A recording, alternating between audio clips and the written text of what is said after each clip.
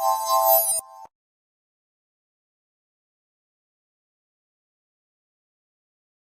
have with us Professor Anil Sahasrabudhe, Chairman of All India Council for Technical Education. Sir, welcome to the show. Questions. They were mostly related to jobs that when we see such a large number of colleges. So, sir, how would you like to address student who is graduating may be good in some other aspect, and you are part of it. You have been leading that initiative. Of industry, solve the problem of lifelong learning. These are very important concepts that we embed in new product. Working in interdisciplinary areas. So, whether AICTE is really Committees from experts introduced with credits to tweak with that curriculum, but in the village better.